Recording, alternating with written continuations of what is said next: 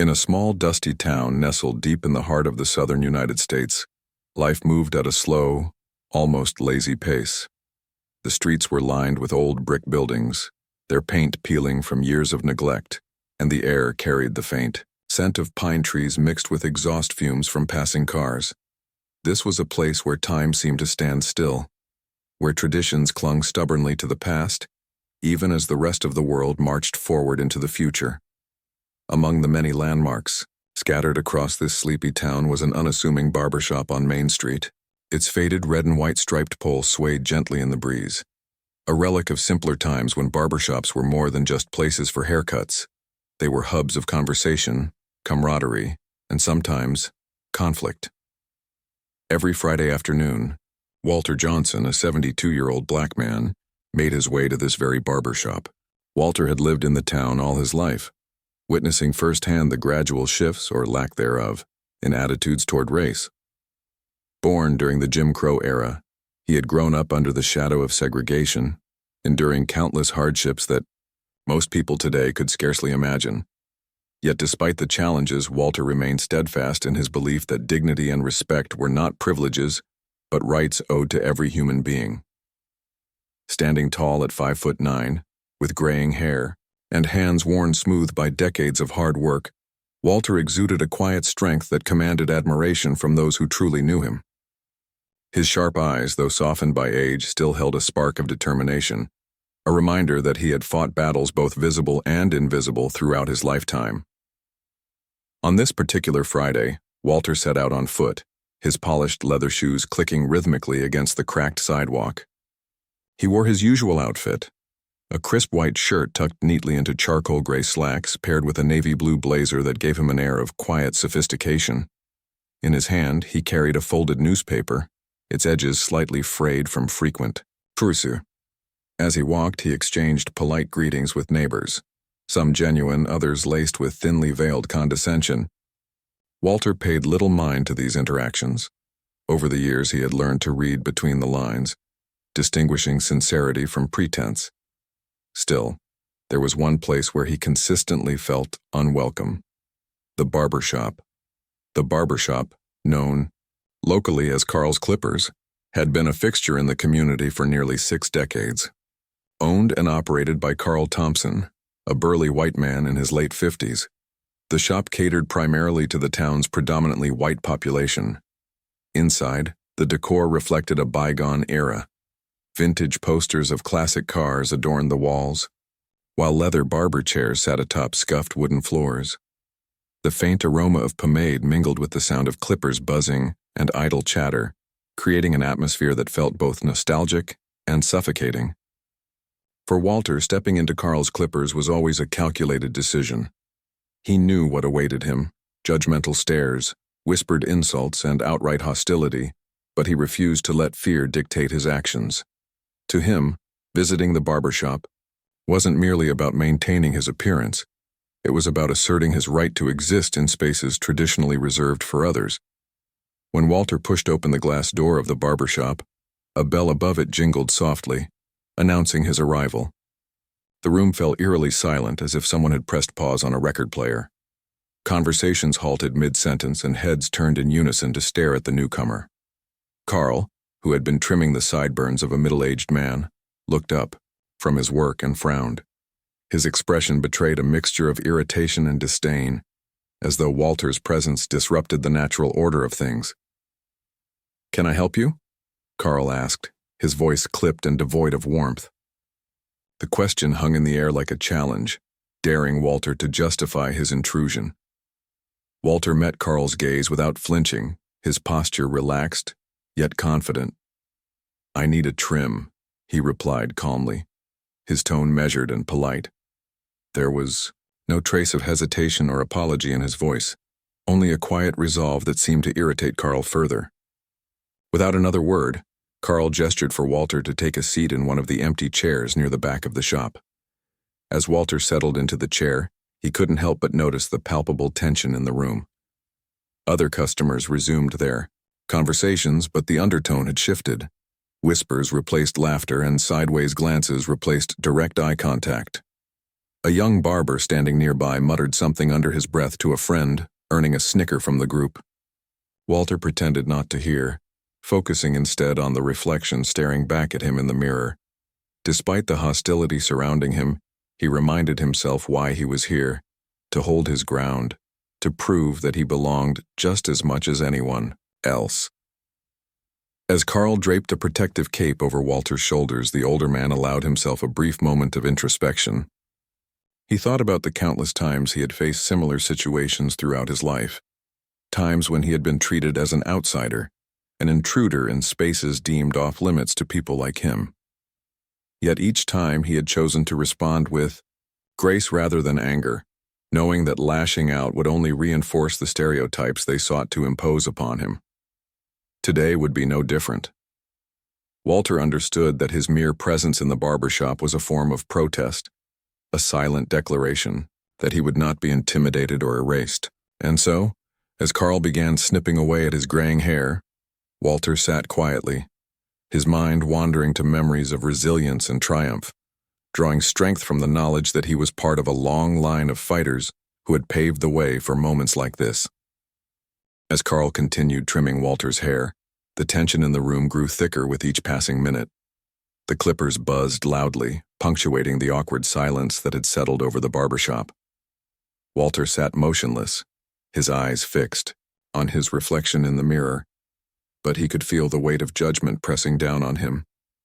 Around him, the other patrons whispered amongst themselves, their voices low yet sharp enough to cut through the hum of conversation. One man, a wiry fellow with a scruffy beard and a trucker cap, leaned back in his chair and smirked.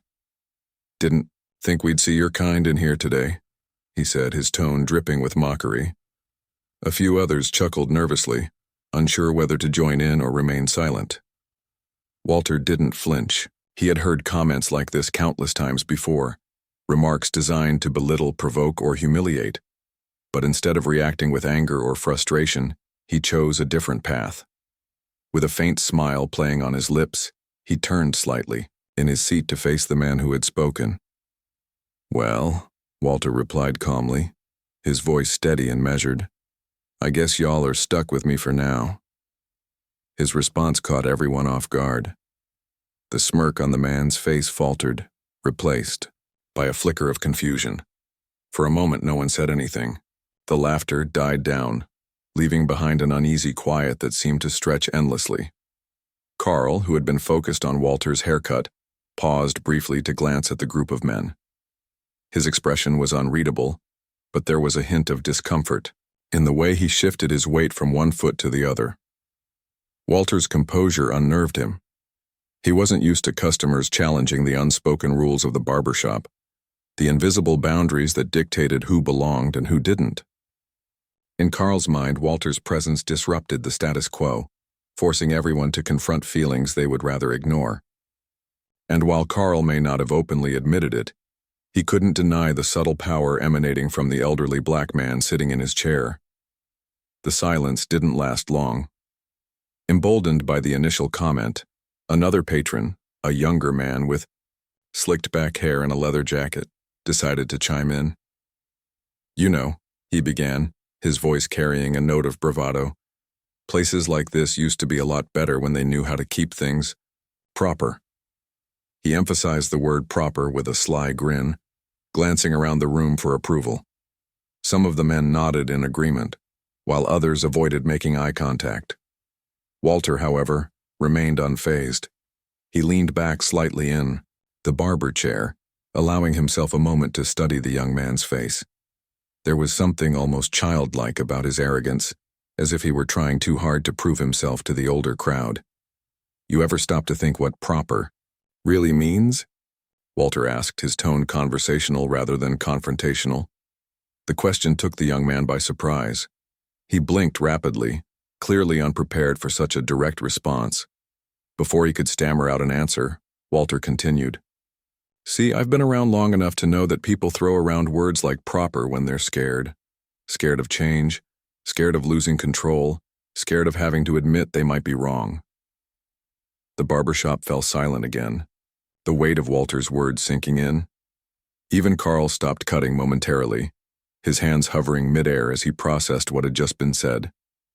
For the first time since entering the shop, Walter allowed himself to take in the full scope of the room. He observed the faces of the men around him, young and old, confident and uncertain, all united by a shared sense of unease. They weren't used to being challenged, especially not by someone like him. To them, Walter represented everything they feared: progress, equality, accountability. But instead of lashing out or retreating into bitterness, Walter chose empathy. He recognized that beneath their hostility lay ignorance, insecurity, and fear. These were men trapped in a cycle of prejudice, perpetuating hate because they didn't know any other way to navigate the world. As Carl resumed trimming Walter's hair, the atmosphere in the barbershop shifted subtly. The earlier bravado had dissipated, replaced by an undercurrent of introspection. The men spoke less freely now, their voices quieter, their jokes fewer. Walter noticed this change but didn't press further. He understood that moments like these required patience. Change didn't happen overnight, it seeped in slowly, like water trickling through cracks in a dam. By simply existing in the space and refusing to shrink himself, Walter had planted a seed, one that might grow into understanding, even if it took years to blossom. When the haircut was finally complete, Carl stepped back to admire his work. Despite his earlier reservations, he had done a meticulous job, ensuring every strand of Walter's hair was perfectly aligned. Walter reached up to touch the sides of his head, nodding approvingly. "Looks good," he said, meeting Carl's gaze in the mirror. For a split second, Carl hesitated, as though unsure how to respond. Then, with a curt nod, he muttered, "Glad you think so." Walter stood up slowly, adjusting his blazer and straightening his tie. He reached into his pocket to retrieve a few crumpled bills, placing them on the counter without ceremony. As he prepared to leave, he turned to face the group of men who had spent the past hour mocking and questioning him. Their expressions ranged from shamefaced to defiant, but none of them met his eyes directly. Walter smiled faintly, his gaze sweeping across the room. "Thanks for the cut," he said to Carl, then added, addressing the entire group, "And thanks to the rest of you for reminding me why I keep fighting, for respect, understanding, and maybe someday, unity."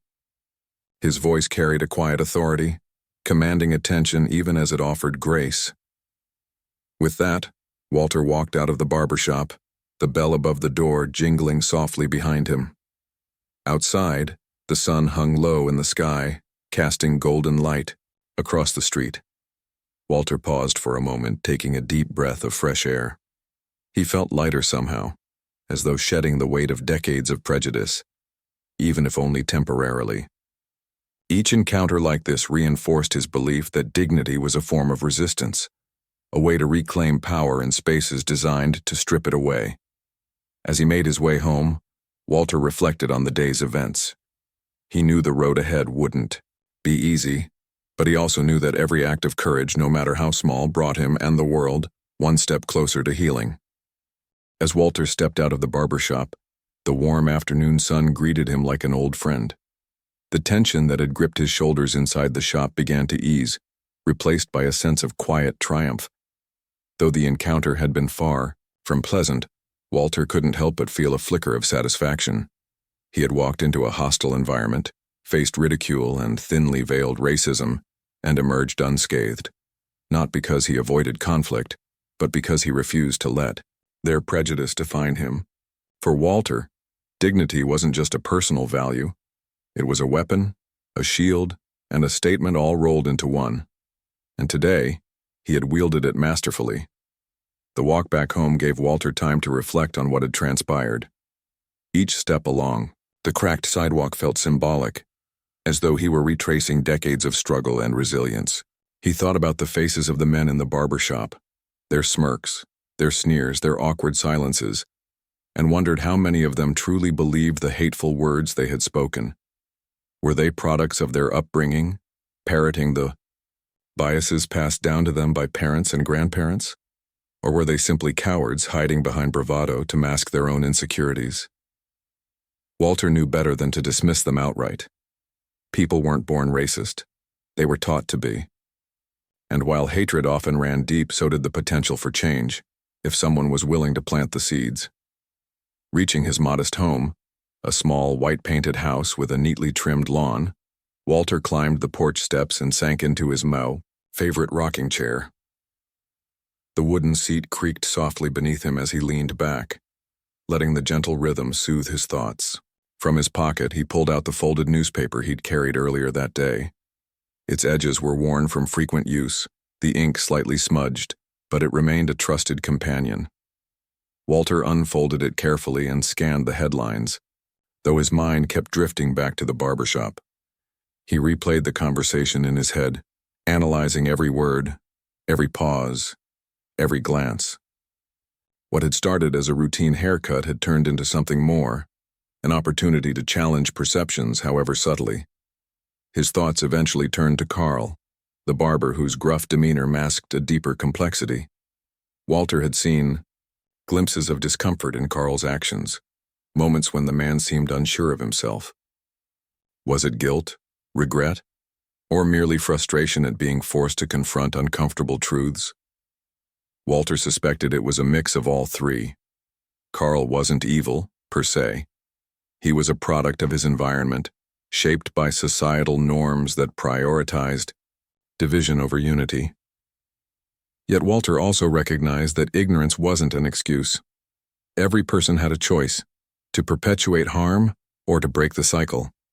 By choosing to serve Walter despite his obvious reluctance, Carl had taken a small step toward the latter. It wasn't much, but it was a start. As the sun dipped lower in the sky, painting the horizon in hues of orange and pink, Walter allowed himself to imagine a different future, a future where barbershops like Carl's Clippers weren't battlegrounds of prejudice, but spaces of genuine connection.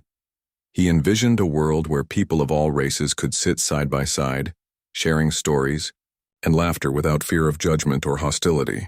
It was a lofty dream, perhaps even naive, but Walter clung to it fiercely. After all, progress rarely followed a straight line. It zigzagged, stumbled, and sometimes crawled forward inch by inch, but it moved nonetheless. Lost in thought, Walter barely noticed the sound of footsteps approaching his porch. Looking up, he saw his neighbor, Mrs. Harper, standing at the edge of his yard. A stout woman in her late 60s with silver hair tied neatly in a bun, she waved shyly before stepping closer. "Evenin', Mr. Johnson," she said, her voice soft but warm. "I saw you coming back from town. Everything all right?" Walter smiled, gesturing for her to take a seat on the porch swing beside him. "Evenin', Miss Harper. Everything's fine, thank you. Just taking a breather after a long day." He didn't elaborate, knowing that some battles were better left unspoken. Mrs. Harper nodded knowingly, her kind eyes reflecting years of wisdom. She had lived in the same town as Walter for decades, witnessing the same struggles and triumphs. Though she wasn't black, she understood the weight of prejudice in its many forms. Her own son had come out as gay years ago, facing ostracism from parts of the community. In their shared experiences, they found a bond that transcended race or background.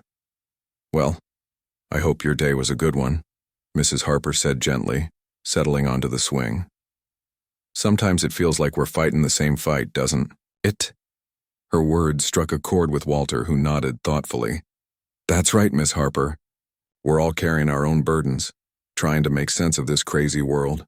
But as long as we keep pushing forward, there's hope." Their conversation drifted to lighter topics, the upcoming church picnic, the new flowers blooming in Mrs. Harper's garden, the antics of her mischievous tabby cat. For a brief moment, the weight of the day lifted, replaced by the simple joys of human connection. Walter cherished these interactions, reminders that kindness still existed, even in the most unexpected places. When Mrs. Harper finally rose to leave, thanking him for the chat, Walter felt a renewed sense of purpose. Life wasn't perfect, but it was filled with moments worth fighting for. As twilight descended, casting long shadows across the street, Walter remained seated on his porch watching the world wind down. The distant hum of crickets blended with the occasional bark of a dog, creating a symphony of everyday life. Walter closed his eyes, listening intently. Despite the challenges he faced daily, he found solace in these ordinary sounds. They reminded him that the world kept turning, regardless of hate or hardship. And as long as it did, there would always be opportunities to stand tall, to speak truth, and to inspire change, even in the unlikeliest of places, like a dusty little barbershop on Main Street. Tomorrow would bring new trials, new encounters, and new chances to lead by example. Walter knew this, and he welcomed it. He had spent his life navigating storms, weathering insults, and enduring indignities, but he never let bitterness consume him. Instead, he chose grace and resilience, believing that love and patience could break down barriers.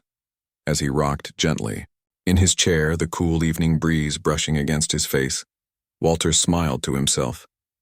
He was ready for whatever came next. He always had been. As night fell over the small town, Walter remained seated on his porch, bathed in the soft glow of a single overhead bulb. The world around him had grown quieter, save for the occasional chirp of crickets and the rustle of leaves stirred by a gentle breeze. Yet, despite the calm exterior, Walter's mind buzzed with thoughts of the day's events. He replayed the scene at the barbershop again and again, dissecting every interaction, every word exchanged. Though he had walked away, unscathed, the experience lingered like an echo, reminding him of the work still left to be done. Walter wasn't naive. He knew that moments like these didn't solve everything. A single act of defiance, no matter how powerful, couldn't dismantle centuries of systemic racism or erase deeply ingrained prejudices. But he also believed in the ripple effect, the idea that even the smallest actions could set larger changes into motion. By choosing to sit in that chair, to face hostility with grace, and to speak truth without raising his voice, Walter had planted seeds of doubt in the minds of those who sought to belittle him, seeds, he hoped, that might one day sprout into understanding, or at least curiosity. His gaze drifted toward the street lamp at the corner of his block, its yellow light flickering faintly against the dark sky. Beneath it stood two teenagers, leaning on their bikes, laughing and joking as they often did after school let out. One of them, Marcus, was a familiar face. Walter had known him since he was a toddler, watching him grow from a wide-eyed child into a lanky young man with dreams bigger than the town itself. Marcus reminded Walter of himself at that age, eager, ambitious, but painfully aware of the obstacles stacked against him. Walter had seen the way Marcus carried himself, shoulders slightly hunched as if bracing for impact, eyes scanning the room for signs of rejection or judgment. It broke his heart, yet it also fueled his determination to create a better future. Not just for Marcus, but for all the young people who deserved more than what the world currently offered. The thought prompted Walter to rise from his rocking chair and step off the porch. "Evenin', boys," he called out, his voice warm and inviting. The teenagers turned, startled at first, then relaxed when they recognized him. "Mr. Johnson," Marcus exclaimed, flashing a gap-toothed grin. "What brings you out here?" Walter chuckled softly, walking toward them with slow, deliberate steps. "Just thought I'd stretch my legs a bit. Figured I'd see how y'all were doing." He paused, glancing between the two teens. "How's school treating you these days?" Marcus shrugged, his smile fading slightly. "It's all right, I guess, same old stuff. Sometimes feels like we're learning about things that don't matter much in real life, though," his friend chimed in, nodding vigorously. "Yeah, like algebra. When am I ever going to need that?" Walter laughed, shaking his head. "Algebra might not save your life, but learning how to solve problems will. That's what school's really about. Teaching you how to think, how to figure things out when the answers aren't handed to you." He paused, studying their faces intently. "And trust me, there'll be plenty of times in life when you'll have to figure things out on your own." The boys listened quietly, sensing the weight behind Walter's words. They had heard stories from their parents and grandparents about the kind of man Walter was, someone who had faced unimaginable hardships, yet never lost sight of his principles. To them, he wasn't just an elderly neighbor. He was a living testament to resilience, a bridge connecting the past to the present. "Y'all know," Walter continued, lowering his voice slightly, "life ain't always fair. There are folks out there who'll try to tell you you're less than because of where you come from or what you look like. But let me tell you something, they don't get to define you. Only you can do that. He pointed a finger gently at Marcus, who looked down at his shoes, suddenly self-conscious. You hear me, son? Don't let nobody dim your light. Marcus nodded slowly, his cheeks flushing with a mix of pride and vulnerability. I won't, Mr. Johnson, thanks. Satisfied, Walter clapped his hands together. Good. Now go on and enjoy your evening. Just promise me one thing. You'll keep dreaming big, all right? This town may feel small, but the world out there is wide open. Don't settle for anything less than what you deserve. With that, Walter turned and made his way back to his porch, leaving the boys to ponder his advice. As he settled back into his rocking chair, he felt a renewed sense of purpose. Conversations like this, one-on-one, heartfelt, and grounded in mutual respect, were just as important as standing up to racism in public spaces. Change began not with grand gestures, but with everyday acts of kindness and mentorship. If Walter could inspire even one young person to believe in themselves, then his efforts would not have been in vain. Later that night, as the town grew darker and quieter, Walter decided to write a letter. Sitting at his kitchen table with a cup of tea steaming beside him, he pulled out a sheet of lined paper and began to jot down his thoughts. The letter was addressed to Carl, the barber whose shop had been the site of so much tension earlier that day. Walter didn't intend to scold or lecture. Instead, he wanted to extend an olive branch, a chance for Carl to reflect on his actions and perhaps reconsider the role he played in perpetuating division. Dear Carl, Walter wrote, his handwriting neat and deliberate. I hope this note finds you well. I wanted to take a moment to thank you for taking the time to cut my hair today. I know it wasn't easy for either of us, but I appreciate the effort nonetheless. Life has a way of putting us in uncomfortable situations, doesn't it? But sometimes those moments give us the opportunity to grow, to question our assumptions and maybe even change our perspectives. I'm not writing this to shame you or make you feel guilty. We've all made mistakes, said things we regret, acted in ways that hurt others. What matters most is what we choose to do next. I believe in second chances, Carl. And I believe in the power of conversation to heal wounds that run deep. If you're ever interested in talking about anything, my door is always open. Maybe someday we can sit down and share a cup of coffee. Who knows? We might find we have more in common than we think. Walter folded the letter carefully and placed it in an envelope, sealing it with a firm press of his thumb. He didn't know whether Carl would read it, let alone respond, but that wasn't the point. Writing the letter gave Walter a sense of closure, a reminder that compassion should never be withheld, even in the face of adversity. It was a small gesture, but one rooted in hope, a belief that bridges could be built, no matter how wide the gap seemed. The next morning, Walter rose early, as was his habit. After brewing a pot of coffee and enjoying a quiet breakfast, he slipped the letter into his jacket pocket and headed downtown. His destination wasn't the barber shop, but the local library, where he volunteered twice a week helping children with their reading. On his way, he passed by Carl's clippers and paused briefly outside the window. Inside, Carl was already hard at work, snipping away at a customer's hair. Walter hesitated for a moment, then slid the envelope under the door before continuing on his journey. By the time he reached the library, Walter felt lighter somehow, as though shedding another layer of burden. Helping children discover the joy of storytelling brought him immense satisfaction, a reminder that the future was shaped not by hatred or fear, but by education and empathy. As he sat surrounded by eager young faces, listening to their laughter and animated discussions, Walter allowed himself to dream once more. Dream of a world where barbershops weren't battlegrounds, where neighbors greeted each other with genuine warmth, and where everyone, regardless of race, gender, or background, had the freedom to live authentically and without fear. When the session ended and the children filed out, chattering excitedly about the books they planned to read next, Walter stayed behind to tidy up. As he straightened the shelves and arranged stray volumes, he reflected on the interconnectedness of it all. Every act of courage, Every moment of connection, every seed of hope contributed to a larger tapestry, a mosaic of humanity striving toward something greater. And though the road ahead remained uncertain, Walter knew one thing for sure.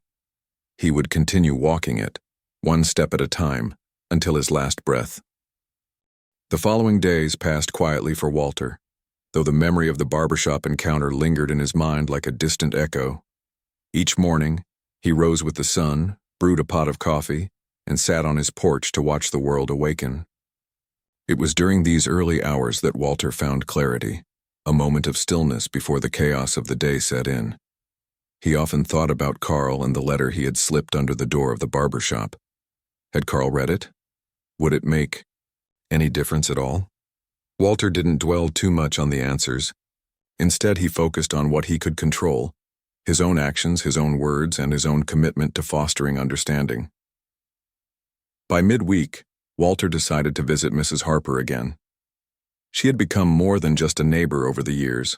She was a confidant, someone who understood the weight of living in a town where progress came slowly, if at all. Walter knocked lightly on her front door, and within moments she appeared, wiping flour-dusted hands on her apron. "Mr. Johnson," she exclaimed, her face lighting up. Come in. I was just baking some biscuits." Walter chuckled. As he stepped inside, the smell of fresh bread filling the air. "You spoil me, Miss Harper, you know that?" "Nonsense," she replied, waving him toward the kitchen table. "Sit down and tell me what's on your mind. You've got that look, the one you get when something's bothering you." Walter hesitated briefly before pulling out the chair and taking a seat. He admired Mrs. Harper's intuition, her ability to see through his calm exterior to the storm brewing beneath. "It's nothing serious," he began, leaning back in his chair. "Just been thinking about the other day about Carl and the barbershop. Wrote him a letter, tried to reach out, but..." His voice trailed off, uncertainty creeping into his tone. Mrs. Harper nodded knowingly, setting a plate of warm biscuits on the table. "You're wondering if it'll do any good, aren't you?" she asked gently. Walter sighed, nodding. "Yeah. Part of me thinks maybe it won't change a thing. But another part, that stubborn part, keeps hoping it might. That's the part I admire most about you," Mrs. Harper said with a smile. "You don't give up even when it feels like the odds are stacked against you. Not everyone has that kind of strength." Her words brought a faint smile to Walter's lips, though doubt still lingered in his eyes. "Strength ain't always enough, Miss Harper. Sometimes it takes more than hope to move mountains." Mrs. Harper reached across the table, placing a reassuring hand over his. "Maybe so. But sometimes hope is the only tool we've got. And, besides, you never know how far a little kindness can go. That letter, it wasn't just words on paper, Walter. It was an invitation. A chance for Carl to see you as a person, not just a stereotype. Whether he accepts it or not, that's his choice. But the fact that you offered it says everything about who you are." Her words resonated deeply with Walter, settling into the corners of his heart like sunlight breaking through clouds. He realized then that his efforts weren't wasted, even if they didn't yield immediate results. Every act of kindness, every attempt at connection mattered, not because of the outcome, but because of the intention behind it. After finishing his biscuit and exchanging stories about their grandchildren, Walter thanked Mrs. Harper and headed home. Along the way, he stopped by the local grocery store to pick up a few essentials. As he browsed the aisles, he noticed a familiar face.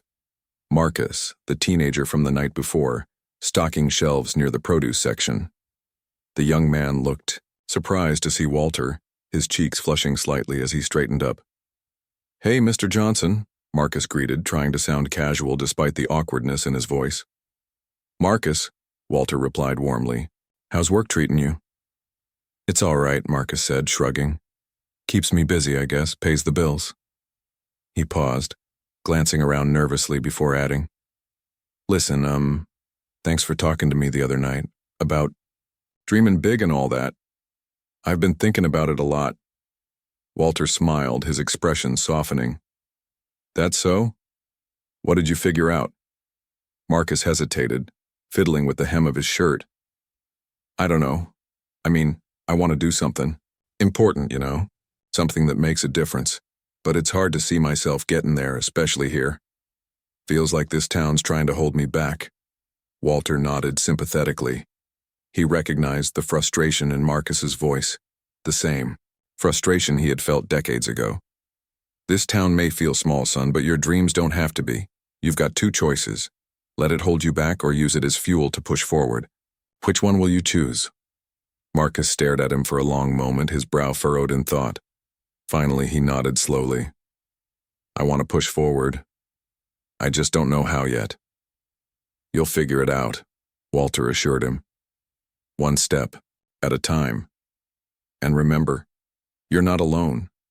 There are people who believe in you even if you don't see them right now." Gratitude flickered in Marcus's eyes, and he managed a shy smile. "Thanks, Mr. Johnson. Really means a lot." As Walter left the store, he couldn't help but feel a renewed sense of purpose. Conversations like the one with Marcus reminded him why he kept fighting, for a future where young people like him wouldn't have to fight so hard to find their place in the world. It wasn't easy, and it certainly wasn't quick, but every interaction planted another seed of possibility. Later that evening, Walter attended a community meeting at the local church hall. These gatherings were rare but meaningful, bringing together residents from all walks of life to discuss issues affecting the town. Tonight's topic was education reform, a subject close to Walter's heart. He listened intently as parents, teachers, and students shared their concerns: outdated textbooks, overcrowded classrooms, and limited resources for minority students. When it came time for public comments, Walter stood up, his presence commanding attention. "I've lived in this town my whole life," he began, his voice steady and clear, "and I've seen firsthand how our schools shape the futures of our children. But I've also seen how those same schools fail them, especially the ones who need support the most. We can't afford to wait for change to happen on its own. If we truly care about this community, we need to take action. Volunteer, donate, advocate, whatever it takes, because our kids deserve better. They deserve a chance to dream big and to make those dreams a reality." His words were met with applause, though. Walter noticed a few skeptical faces in the crowd. Change was uncomfortable after all, and not everyone welcomed it willingly. Still, he left the meeting feeling hopeful. Progress might be slow, but it was happening. One conversation, one decision, one courageous act at a time. On his walk home, Walter passed by Carl's Clippers once more. This time, however, something caught his eye. A handwritten sign taped to the window. It read, "All are welcome here." Walter froze, staring at the words for a long moment. He didn't know whether to attribute the change to his letter or to something else entirely, but it didn't matter. What mattered was that Carl had taken a step, however small, toward inclusivity. With a quiet smile, Walter continued on his way, the cool night air brushing against his face. He knew the road ahead would still be fraught with challenges, but he also knew that hope wasn't naive. It was necessary. And as long as there were people willing to plant seeds of kindness and understanding, the world would keep moving closer to a brighter, more compassionate future. The days that followed the community meeting brought a subtle shift in the air, a quiet stirring of change that Walter could feel but couldn't quite name. It wasn't dramatic or sudden. Rather, it was like the first hint of spring after a long winter, fragile yet undeniable. People began to notice small differences around town. Neighbors exchanging greetings they once withheld, children playing together without regard for skin color, and even the occasional nod of acknowledgement between strangers at the grocery store. These moments might have seemed insignificant to some, but to Walter, they were proof that seeds planted in kindness and courage often found fertile ground. One Friday afternoon, as Walter prepared for his weekly visit to Carl's Clippers, he felt a mix of anticipation and resolve. He had no idea what awaited him inside, whether the sign on the window truly reflected a change in attitude or was merely an empty gesture, but he reminded himself of something he'd told Marcus just days earlier. Sometimes, you won't know unless you try. With that thought in mind, he adjusted his tie, grabbed his newspaper, and stepped out into the crisp autumn air. When Walter entered the barber shop, The familiar scent of pomade greeted him, along with the hum of clippers and idle chatter. The atmosphere felt different this time. Not tense exactly, but cautious, as if everyone was waiting to see how things would unfold. Carl looked up from his work, his expression unreadable. For a moment their eyes met, and Walter saw something, new in the barber's gaze, uncertainty tinged with curiosity. Without a word, Carl gestured toward an empty chair near the back of the shop. "Go ahead," he said gruffly, though not unkindly. Walter nodded and took his seat, settling in as Carl draped the protective cape over his shoulders. The silence in the room was palpable, broken only by the rhythmic buzz of the clippers. Walter glanced around, noticing the other patrons stealing glances at him. Some looked curious, others uneasy, but none appeared openly hostile. It was progress, however incremental.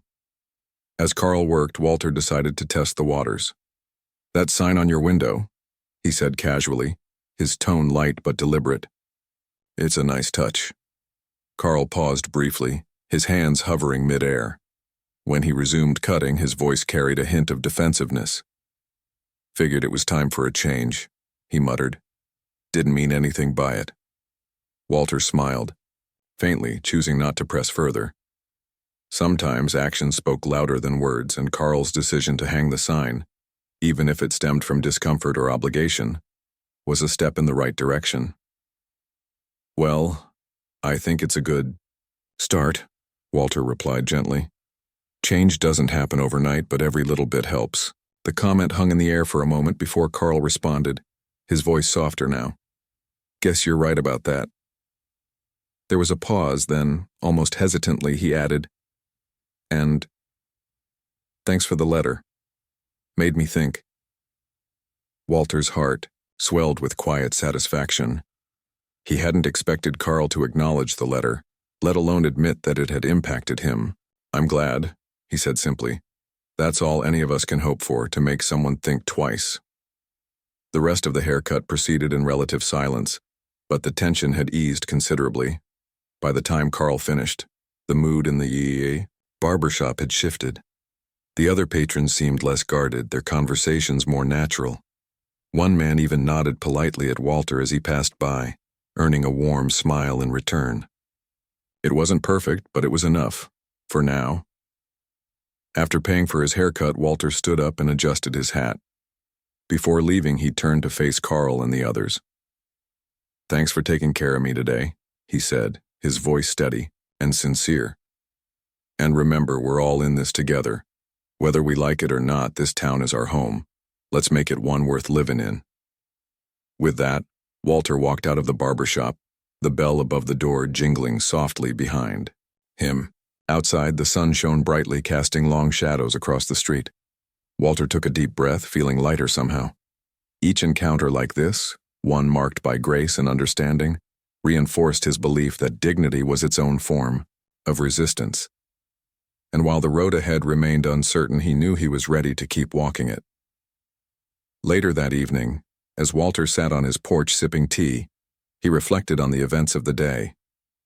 He thought about Carl, about Marcus, about the countless individuals he had encountered throughout his life who carried the weight of prejudice and fear. They weren't villains, he realized. They were human beings shaped by circumstances beyond their control. What mattered most wasn't where they started, but whether they chose to move forward. Mrs. Harper stopped by later, bringing with her a plate of freshly baked cookies. "Heard about your trip to the barbershop," she said with a knowing smile. "How'd it go?" Walter chuckled, leaning back in his rocking chair. "Better than I expected, actually. Carl's got a ways to go, but he's taken steps. That's something, ain't it?" "It sure is," Mrs. Harper agreed, handing him a cookie. "You've always been good at planting seeds, Walter.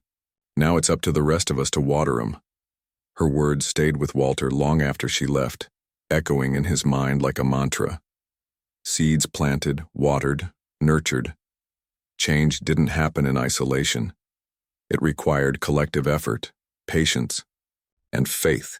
And though the journey was far from over, Walter felt a profound sense of gratitude for the people who stood beside him, for the moments of connection that defied division, and for the resilience that kept him moving forward. As night fell and the stars emerged one by one, Walter rocked gently in his chair, listening to the symphony of crickets and distant laughter. He thought about the future, the challenges it held, the possibilities it promised, and smiled to himself. Tomorrow would bring new trials, new opportunities, and new chances to lead by example. Walter had spent his life navigating storms, enduring insults and fighting for respect, but he never let bitterness consume him. Instead, he chose grace, resilience, and hope, believing that love and patience could break down even the strongest barriers. In the end, Walter understood that true change wasn't about grand gestures or sweeping victories. It was about the everyday acts of courage and compassion, the quiet defiance of sitting in a chair where you weren't wanted, the simple act of extending a hand, the unwavering belief that tomorrow could be better than today. As he gazed up at the starlit sky, Walter whispered a silent prayer.